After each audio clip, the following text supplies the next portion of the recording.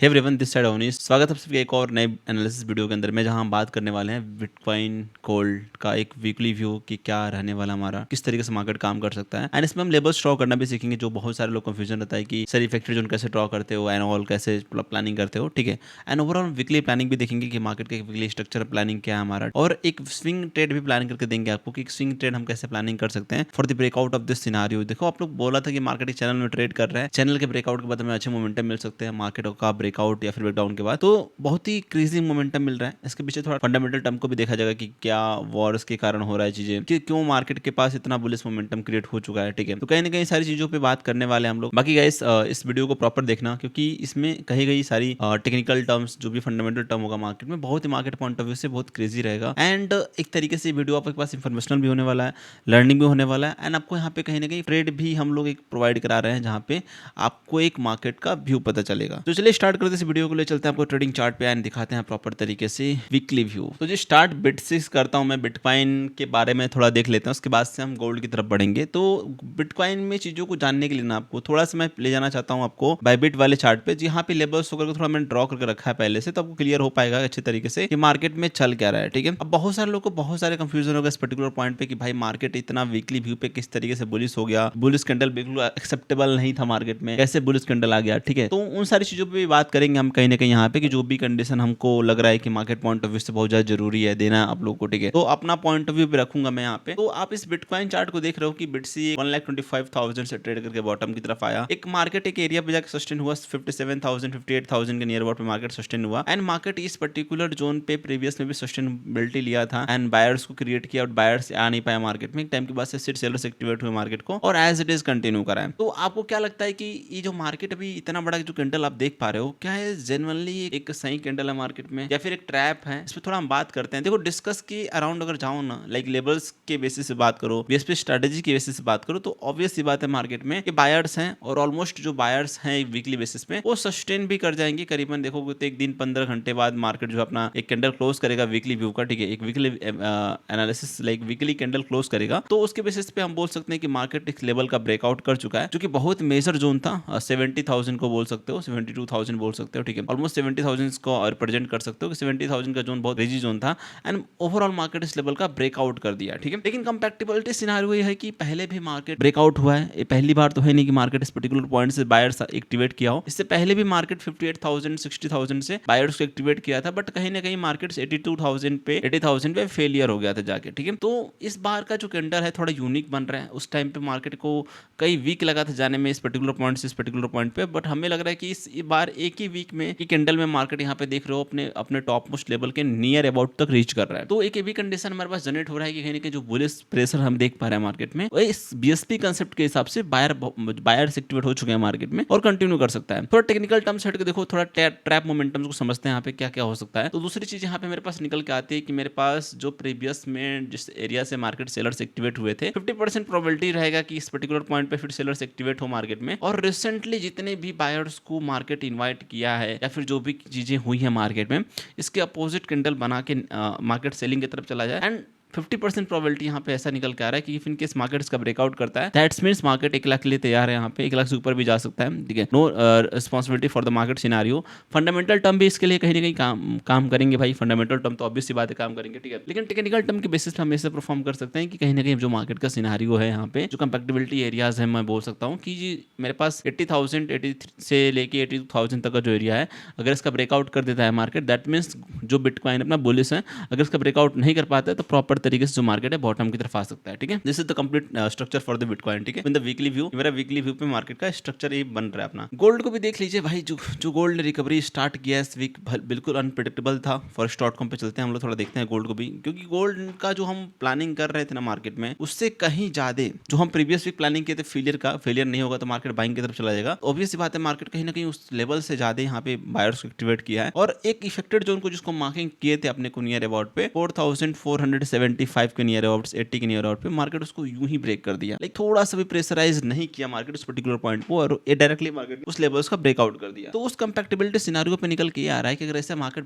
Breakout किया जा रहा है तो मार्केट जा कहां तक सकता है। भाई सबके दिमाग में चल रहा होगा ना कि अगर मार्केट ऐसे ब्रेकआउट कर रहा है तो हम मार्केट को कहां तक लेके जा सकते हैं। तो मेरा मानना है कि अभी जो नेक्स्ट इफेक्टेड जोन है वहां तक का तो डायरेक्शन रखो आप लोग, 4850 50 60 एरिया तक मैं मार्केट को भाई खुलेआम लेके जा सकता हूँ कि भाई ये जो अब जोन है ना पूरा खाली है। हो सकता है मंडे को रैली अप हो इसमें, और मंडे टू ट्यूसडे फ्राइडे अपना मतलब वेडनेसडे तक कोशिश करेगा कि अपना जो इफेक्टेड जोन है फिलअप कर दे 4850 60 का एरिया। तो ये भी हमारे पास काफी क्रेजी रहेगा। आप इस इफेक्टेड जोन से मार्केट को ट्रेड कर सकते हो। इस पर्टिकुलर इफेक्टेड जोन को थोड़ा देख सकते हो कि जैसे भाई मार्केट इस लेवल पे जाता है वो तो जाएगा ही, आज नहीं तो कल जाना ही है। तो हम इसमें कंपैक्टिबिलिटी प्लानिंग कर सकते हैं कि जो गैप बचा हुआ है इस market order like market price और इस इफेक्टर के बीच में जो गैप बचा हुआ है इससे हम इस वीक कैप्चर कर सकते हैं। स्टार्टिंग की वीक में हम कैप्चर कर सकते हैं नियर अबाउट 2300 पिप्स का मोमेंटम है यहाँ पे, करीबन 2300 पिप्स का मोमेंटम मुझे दिख रहा है मार्केट में। तो कहीं ना कहीं हम प्लानिंग यही करेंगे कि ओवरऑल मुझे एक प्रॉपर रिट्रेसमेंट चाहिए मार्केट में, एंड रिट्रेसमेंट के बाद एक वीकली व्यू पे हम मार्केट को एक बाइंग सिनेरियो की तरफ कंटिन्यू कर सकते हैं।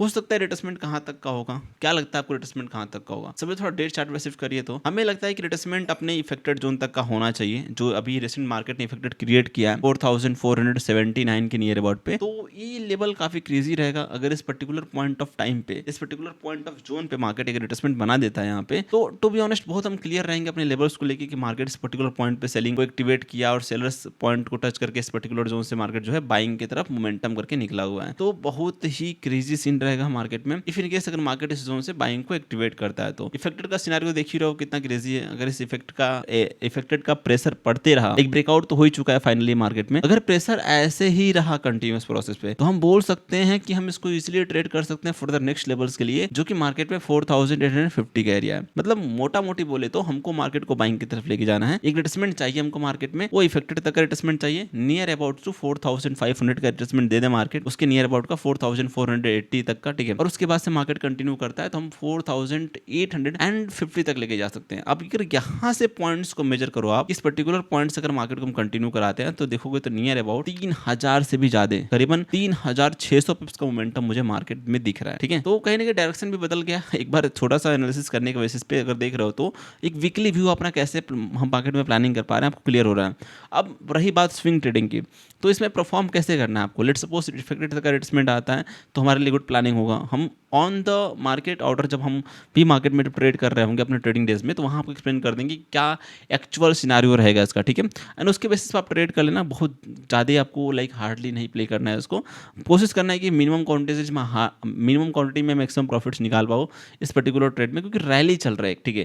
That to be like complete buying rally है, ठीक है। तो उस पर आपको काम करना है। सेकेंडरी बहुत बात कर रहे हैं हम यहाँ पे कि लेवल्स कैसे ड्रॉ करते हैं। बहुत सारे लोग कंफ्यूजन रहता है सर लेवल्स कैसे ड्रॉ करते हैं, कुछ बताते नहीं हो आप, हम लोग नहीं ड्रॉ कर पा रहे। तो मैं आपको पहले वार्न करना चाहता हूँ कि levels is only 20% of my strategy. आप केवल लेवल्स से ट्रेड नहीं कर सकते हो। तो थोड़ा समझिए कि मैं कैसे ड्रॉ करता हूँ। इवन मेरे पास टॉप मोस्ट जोन सब लोग निकालने आ जाएगा, क्योंकि ईजिली जो टॉप जोन होता है मार्केट का आप उसको ईजिली फॉर्म कर सकते हो, कोई दिक्कत नहीं, सब लोग आराम से निकाल सकते हैं। लेकिन जो बॉटम जोन होता है ना उसको फॉर्म करने में दिक्कत होता है। तो बॉटम एरिया आप ऐसा रिट्रेसमेंट लीजिए कि जिस पर्टिकुलर पॉइंट से मार्केट का 0.5% मैच कर रहा हो, ठीक है। लेट सपोज मैंने इसको टॉप मार्किंग किया और इसको बॉटम मार्किंग किया, और इस पर्टिकुलर पॉइंट से मार्केट ना जब रिट्रेसमेंट के लिए गया तो इसने 0.5 लेवल से ही सेलर्स को एक्टिवेट कर दिया। दैट्स मीन्स ये परफेक्ट मेरे पास बॉटम एरिया है जिसको मैं प्रॉपर मार्किंग के लिए चल सकता हूँ। तो आप यहाँ पे ऐसे मार्किंग कर सकते हो। ये मेरे पास सिर्फ रिट्रेसमेंट हो गया और मैं इसको लगाया यहाँ पे, ये बॉटम एरिया हो गया, इसके साथ 0.5% का एरिया यहाँ पे आ गया।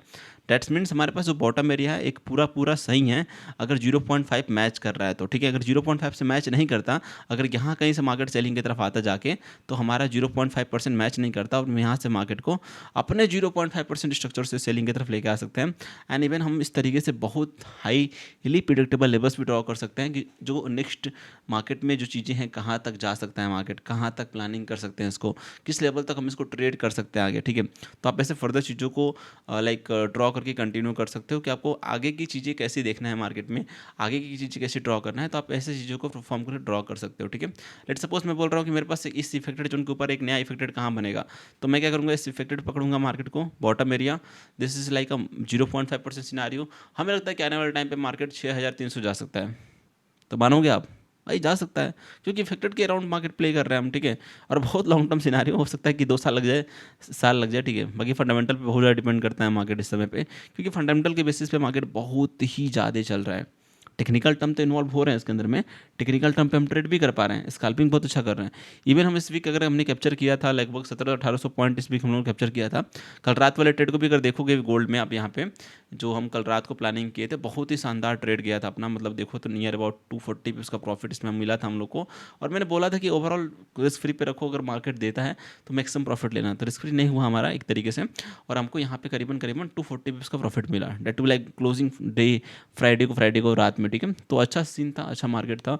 और पूरा अगर मिलाओगे तो करीबन करीबन हम लोग को इस पर्टिकुलर वीक में 3000 पिप्स, सॉरी 2000 पिप्स का मोमेंटम कैप्चर किया गया है, जो कि मुझे लगता है बहुत बड़ा पॉइंट कैप्चर किया है, क्योंकि मार्केट ने बहुत ही ज़्यादा लाइक चांस दिया हमें ट्रेड करने का, लेकिन हम उस टाइम पे अवेलेबल नहीं थे लाइव पे, दैट्स वाई हम ट्रेड नहीं कर पाए। बट पर्सनल अकाउंट में ट्रेड चलते रहते हैं, उसमें कोई सीन नहीं है, लेकिन भाई लाइव पे देना, लाइव ट्रेडिंग कराना वो चीज़ ज़रूरी है, क्योंकि हम लाइव आप लोग के लिए आ रहा हूँ और आपके बेसिस पे मैं इस वीकली एनालिसिस को रिकॉर्ड कर रहा हूँ, ठीक है।